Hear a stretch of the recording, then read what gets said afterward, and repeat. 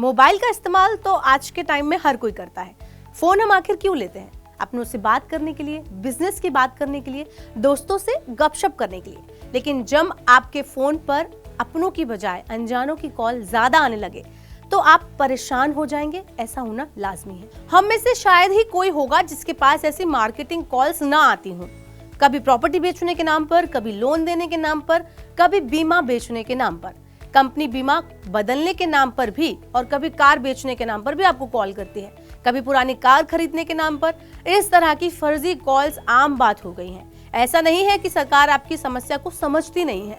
सरकार ने business call के लिए अलग सीरीज जारी की है, लेकिन इसके बावजूद पर्सनल मोबाइल नंबर से आपके पास कॉल आते हैं। बहुत से लोगों ने इन्हीं कॉल से बचने के लिए ट्रू कॉलर डाउनलोड किया हुआ है, लेकिन कई बार ये बिजनेस नंबर ट्रू कॉलर भी ट्रैक नहीं कर पाता। इसका कारण ये है कि कॉल सेंटर बहुत तेजी से नंबर बदलते हैं। इसके लिए ये कंपनियां बल्क में सिम कार्ड खरीदती हैं, कभी 100, कभी 500 और कभी तो 1000 या फिर इससे भी ज्यादा। देश में थोक सिम कार्ड की सेल बहुत ही ज्यादा होती है। इन कार्ड की सही तरीके से केवाईसी भी नहीं होती, तो अब सरकार ने इस पर लगाम लगाने की तैयारी कर ली है। अगर सब कुछ ठीक चला तो आपको इन फोन कॉल से जल्द ही छुटकारा मिल सकता है। सरकार का दूरसंचार विभाग 1 दिसंबर से सिम कार्ड की बिक्री से जुड़े नियम बदलने जा रहा है। ऐसे में ये नियम 1 अक्टूबर से लागू होने थे। इस नए नियमों के लिए अगस्त में ही नोटिफिकेशन जारी कर दिए गए थे, लेकिन कंपनियां सरकार से ज्यादा वक्त मांग रही थीं। इसके बाद अब सरकार ने टेलीकॉम कंपनियों को 1 दिसंबर तक का समय दे दिया है। तो इस वीडियो में आइए आपको यही बताएंगे कि दूरसंचार विभाग का नया नियम क्या है, इसके लागू होने के बाद क्या क्या बदल जाएगा, क्या वाकई में सिम कार्ड की कालाबाजारी रुकेगी और एक उपभोक्ता के रूप में आपको इन नए नियमों का क्या फायदा मिलेगा। आइए सबसे पहले जानते हैं कि नियम क्या है। तो दूरसंचार विभाग द्वारा अगस्त में जारी किए गए नोटिफिकेशन के अनुसार अब सिम कार्ड की बेतरतीब बिक्री पर लगाम लगेगी। अब देश में कोई भी व्यक्ति सिम कार्ड की बिक्री नहीं कर पाएगा। जी हाँ, अब सिम कार्ड के डीलर्स को रजिस्ट्रेशन करवाना होगा। टेलीकॉम कंपनी केवाईसी के बाद ही सिम कार्ड डीलरशिप का लाइसेंस देगी। सिर्फ सिम कार्ड बेचने वाले स्टोर का ही रजिस्ट्रेशन नहीं होगा, बल्कि वहां के कर्मचारियों की भी जानकारी दी जाएगी। उन्हें भी अपनी जानकारी देनी होगी। सभी कर्मचारियों का पुलिस वेरिफिकेशन अनिवार्य होगा। टेलीकॉम कंपनियों को 30 नवंबर तक डीलर का रजिस्ट्रेशन कराना होगा। साथ ही एक लिखित समझौता भी किया जाएगा।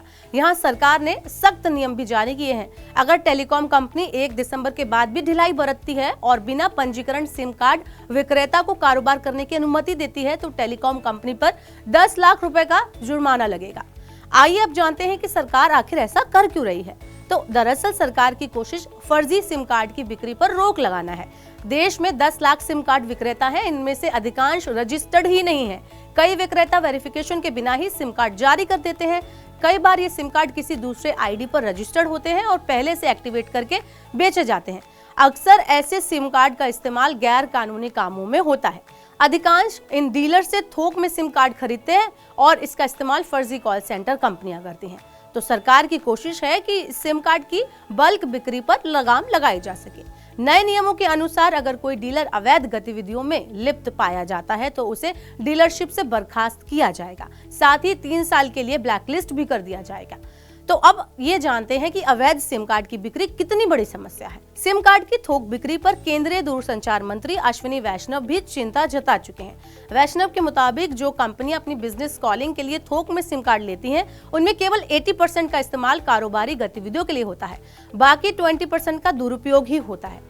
कई फर्जी कॉल सेंटर कंपनियां एक खास उपकरण सिम कार्ड बॉक्स का उपयोग करती हैं। इसमें एक सिग्नल कनेक्शन से ऑटोमेटिक तरीके से कई नंबरों पर कॉल की जाती है। फ्रॉड कॉल आने के बाद ये डिवाइस सिम को निष्क्रिय कर देता है। हाल ही के दिनों में सरकारी एजेंसियां भी इस मामले में सख्त हुई हैं। सरकार ने फर्जी केवाईसी के आधार पर सिम बांटने वाले 70,000 डीलरों को ब्लैकलिस्ट कर दिया है। वहीं साइबर धोखाधड़ी के मामले में भी 300 FIR दर्ज की गई है। तो इस तरह अगर ये सब सही रहा तो बहुत जल्द ही आपको इन फर्जी कॉल से मिल सकता है छुटकारा। ऐसी और इन्फॉर्मेटिव वीडियोस देखने के लिए मनी 9 को सब्सक्राइब करें।